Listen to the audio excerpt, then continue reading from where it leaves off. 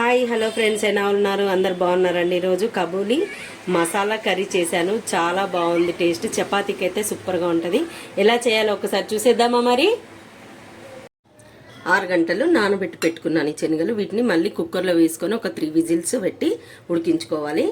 ఇవి ఒక 150 గ్రామ్ అండి నేను తీసుకున్నది. దానికి ఒక 2 పెద్ద టమాటాలు, పెద్ద పెద్ద ముక్కలు, పెద్ద ఆనియన్ పెద్ద ముక్కలు, ఒక 4 పచ్చిమిర్చి. ఇవన్నీ కొంచెం ఆయిల్లో ఫ్రై చేసుకొని మిక్సీ చేసుకోవాలి, పేస్ట్ చేసి పెట్టుకోవాలి.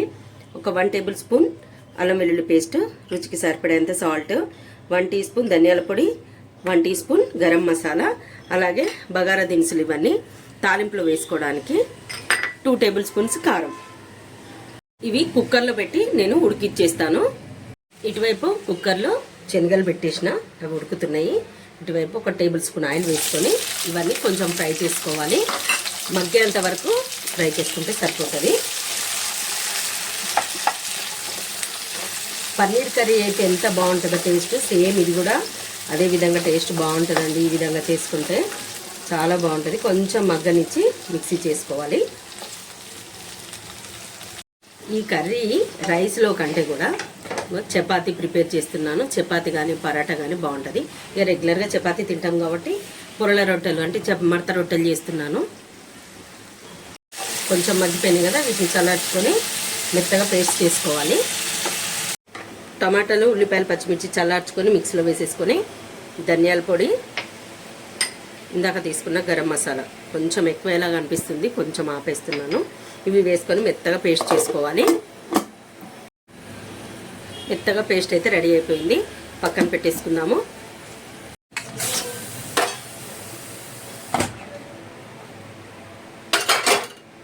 ఒక్కసారి ఉడికిపోతాయి. 3 విజిల్స్ అయితే ఇచ్చాను. వావ్, సూపర్గా ఉడికిపోయినాయి. చాలా వేడిగా ఉన్నాయి. ఒక బుట్టలోకి వేసేసుకుందాం. నీళ్ళని తీసేసుకోవాలి.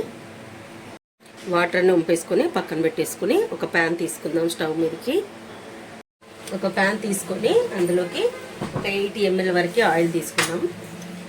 తీసుకొని 1/2 స్పూన్ జీలకర్ర, ఒక 1/2 స్పూన్ ఆవాలు. అవి కొంచెం లైట్గా చిటపటలాడగానే ఇందాక పేస్ట్ చేసి పెట్టుకున్న పేస్ట్ అంతా వేసుకోవాలి. ఆయిల్ బాగా ఎక్కువ వేడి కానివ్వద్దు, కొంచెం వేడైన తర్వాత వేసుకోవాలి. ఇందాక ఆయిల్లో ఫ్రై చేసాం, కానీ ఈ మనం అల్లం వెల్లుల్లి పేస్ట్ అదంతా వేస్తాం కాబట్టి ఈ ఆయిల్లో కూడా కొంచెం ఫ్రై చేసుకుంటే ఫ్లేవర్ సూపర్గా ఉంటుంది.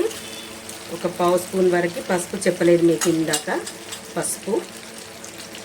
కొంచెం ఫ్లేమ్ పెంచుకొని కొంచెం ఫ్రై అవుతుంటే అల్లం వెల్లుల్లి పేస్ట్ ఇది కూడా వేసుకొని ఒక 5 మినిట్స్ ఫ్రై చేసుకోవాలి మంచిగా. సారీ అండి, వీడియో స్కిప్ అయిపోయింది, చూసుకోలేదు నేను.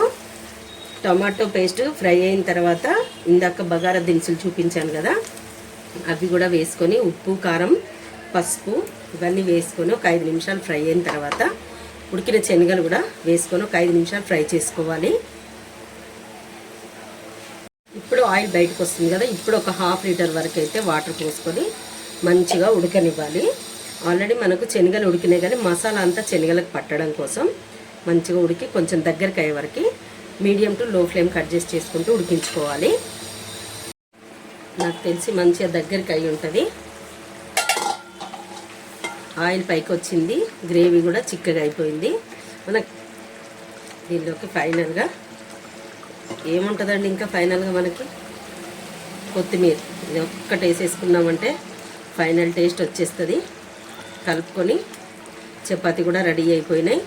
వేడి వేడిగా సర్వ్ చేసేసుకుందాము. చూసారు కదా ఫ్రెండ్స్ ఎలా చేసుకున్నామో. చూస్తుంటేనే టేస్ట్ అయితే అదిరిపోయేలాగుంది. ఒక్కసారి చపాతీకి పెట్టుకొని తిని టేస్ట్ చేద్దాము. చాలా అంటే చాలా బాగుండేలా ఉంది. కర్రీ రావట్లేదు, వేడి వేడిగా ఉన్నాయి రెండు.